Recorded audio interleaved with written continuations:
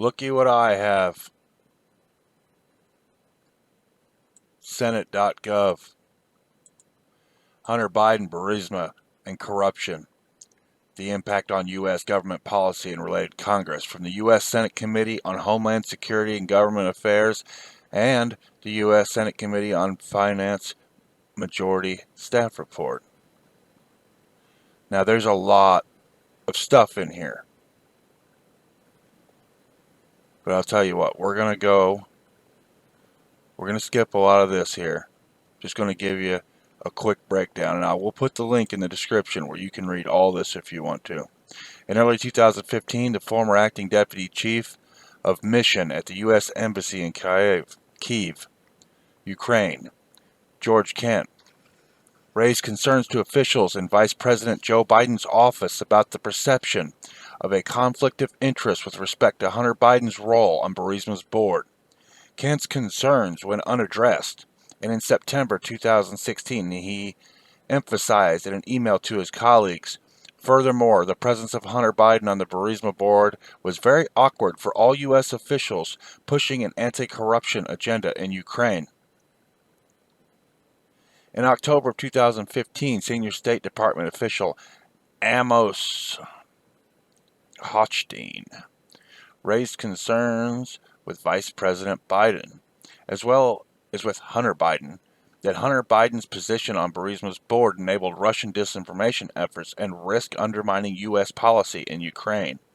Warned of Russian disinformation efforts. Wow. Although Kent believed that Hunter Biden's role on Burisma's board was awkward for all U.S. officials pushing an anti-corruption agenda in Ukraine, the committees are only aware of two individuals, Kent and former U.S. Secretary Envoy and Coordinator for International Energy Affairs Amos Hochstein, who raised concerns to Vice President Joe Biden or his staff, Kent.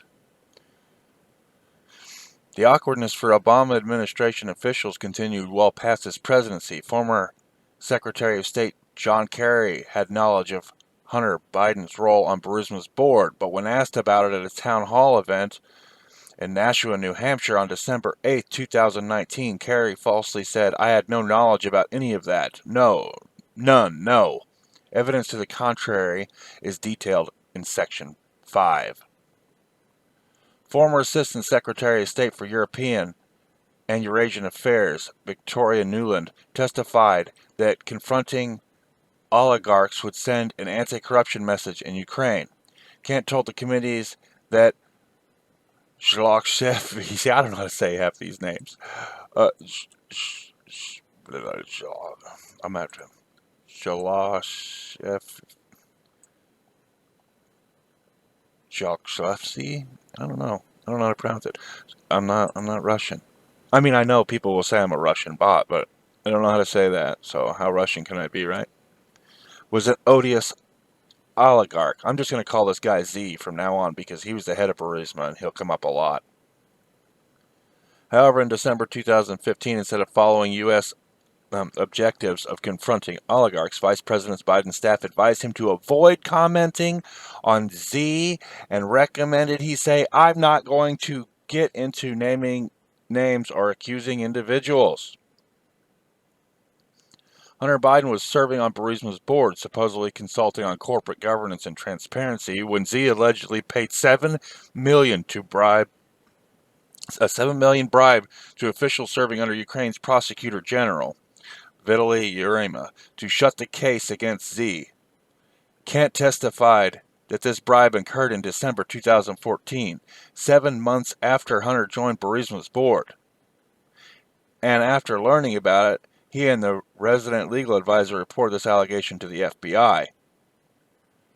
Hunter Biden was a U.S. Secret Service protectee from January 29, 2009 to July 8, 2014.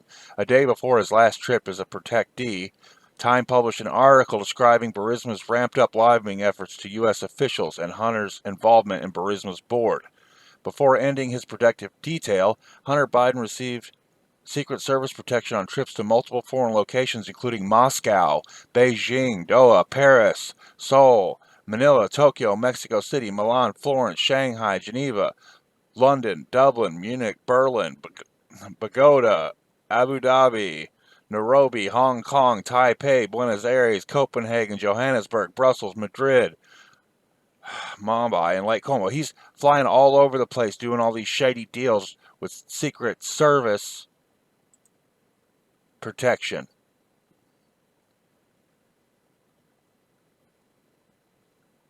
I'm going to call this guy T because I don't know how to say this name either. Andriy Telezenko. That's probably about right, Telezenko. You'd think since I played DayZ I could pronounce these Russian words, but whatever. T. He'll come up a lot. The Democrats' personification of Russian disinformation met with the Obama administration officials, including Elizabeth Zentos. This is the person they were saying was a Russian disinformation person. And he met with them several times. A member of Obama's National Security Council at least 10 times. A Democrat lobbying firm, Blue Star Strategies, contracted with T from 2016 to 2017 and continued to request his assistance as recent as the summer of 2019. A recent news article, other extensive contacts between T and Obama administration officials detailed. I missed that word. A recent news article detailed other. In addition to the over the $4 million paid by Burisma for Hunter Biden's and Archer's board memberships, Hunter Biden, his family, and Archer received millions of dollars from foreign nationals with questionable backgrounds. Archer received $142,000 from Kangs Rekeshev of Kazakhstan, purportedly for a car. The same day Vice President Joe Biden appeared with Ukrainian Prime Minister and addressed Ukrainian legislators in Kyiv regarding Russia's actions in Crimea. Hunter Biden received $3.5 million wire transfer from Elena Baturina, the wife of the former mayor of Moscow. Hunter Biden opened a bank account with Guangdong to fund a $100,000 global spending spree with James Biden and Sarah Biden. Hunter Biden had business associations with Yi Yanming, and they detail how this guy and Biden had a sit down. Guangdong and other Chinese nationals linked to the Communist government and the People's Liberation Army. These associations resulted in millions of dollars in cash flow. Hunter Biden paid non-resident women who were nationals of Russia and other Eastern European countries and who appear to be linked to an Eastern European prostitution and human trafficking ring. Now, I've also seen cropped photos of Hunter Biden snorting cocaine off a naked child. Democrats don't care. They'll vote for him anyway because the TDS is real. I'm going to skip all the way to the bottom to the conclusion. This is a 86-page report, and I have gone over most of it already, and I may do a more detailed video later. But I'm giving you a summary, and I will give you a link where you can look at all this, and this is from Senate.gov. Homeland Security. As the chairman's report details, Hunter Biden's role on Burisma's board negatively impacted the efforts of dedicated career service individuals who are fighting to push for anti-corruption measures in Ukraine.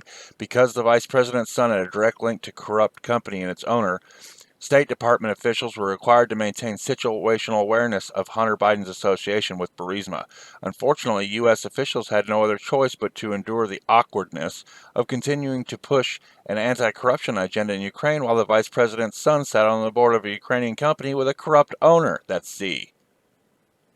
As George Kent testified, he would have advised any American not to get on the board of Z's company. Yet, even though Hunter Biden's position on Burisma's boards cast a shadow over the work of those advancing anti-corruption reforms in the Ukraine, the committees are only aware of 2 individuals who raised concerns to their superiors. Despite the efforts of these individuals, their concerns appear to have fallen on deaf ears. Oh, yeah, and when they raise concerns, who they raise them to? Joe Biden and John Kerry, whose son was also involved in this, his stepson.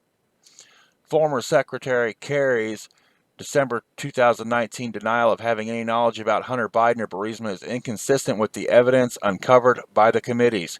Kerry was briefed about Hunter Biden, Burisma, and Christopher Hines, his stepson, the day after Burisma announced Hunter Biden joined its board. I wonder why Kerry would deny having knowledge about that when this guy, Christopher Hines, is his stepson. Additionally, Secretary Kerry's senior advisor sent him press clips and articles relating to Hunter Biden's board membership. This appears to be yet another example of high-ranking Obama administration officials blatantly ignoring Hunter Biden's association with Burisma. And not even really that they were ignoring it. These guys are all in on it, I guarantee you.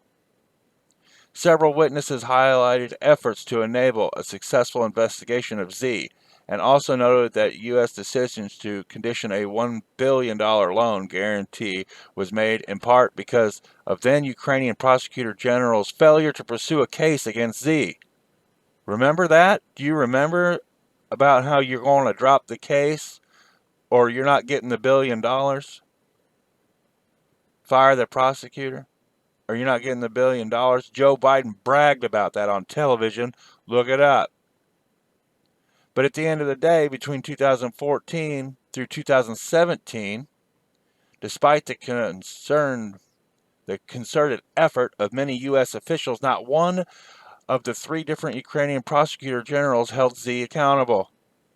The Obama administration and the Democrat lobby shop Blue Star Strategies had consistent and extensive contact with T over a period of years. This is the guy who they said is Russian disinformation personified.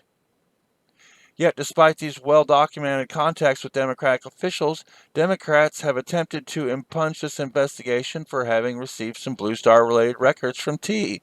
Some Democrats have even incorrectly identified T as the committee's star witness. Although he produced a small number of Blue Star-related records to the committees never interviewed him as part of the investigation. Even though almost all of the committee's records are from U.S. agencies and U.S. officials or persons, Democrats have repeatedly misconstrued the facts of this investigation and have smeared it as Russian disinformation campaign. Same story over and over again. These guys are in bed with all these Russians, Chinese, Ukrainians, laundering money, doing all this stuff. These guys, the Democrats, and then what's the old rules for radicals deal, right? It's always accuse your enemies of what you're doing. In doing so, they conveniently have ignored their own long history of meeting with him, T, and his year-long work for a Democrat lobby shop. If Democrats are concerned that T presents any risk of advancing disinformation, it is notable that the ranking members have not expressed any curiosity about his work with the Obama administration or Blue Star Strategies, because he's worked with the Obama administration. He didn't work with the Trump administration. The records acquired by committees also show that Hunter Biden and his family were involved in a vast financial network that connected them to foreign nationals and foreign governments across the globe. Hunter Biden and Devon Archer in particular formed significant and consistent financial relationships with the corrupt oligarch Z during their time working for Burisma, and their firms made millions of dollars from that association while Joe Biden was vice president and the public face of the Obama administration's Ukraine policy. Rosemont Seneca Thornton, an investment co-firm co-founded by Hunter Biden, received $3.5 million in a wire transfer from Alina Baturina, who allegedly received illegal construction contracts from her husband, the then mayor of Moscow. Moreover, Archer's apparent receipt of money for a car from King's Rekachov of Kazakhstan while Vice President Joe freaking Biden was in Kyiv is especially concerning in light of the timing. And finally, Biden and Archer's work with the Chinese nationals connected to the communist regime illustrate the deep financial connections that accelerated while Joe Biden was vice president and continued after he left office. The chairman's investigation has faced many obstacles from the minority Democrats and from executive agencies that have failed to comply with document requests. Accordingly, there remains much more work to be done. They're still working on this. I want to show you something here. I've gone through this. We're going to check out Section X. I think it's around 58 actually.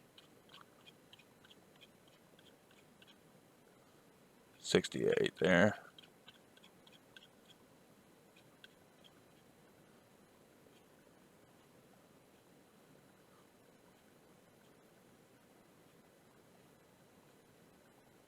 The minority falsely accused the chairman of engaging in Russian disinformation campaign and used other tactics to interfere in the investigation. The minority being the Democrat Party, because it's a Senate investigation. And they go through and they talk about all the things the Democrats were doing the whole time to try and throw a monkey wrench in this investigation, interfering in the investigation.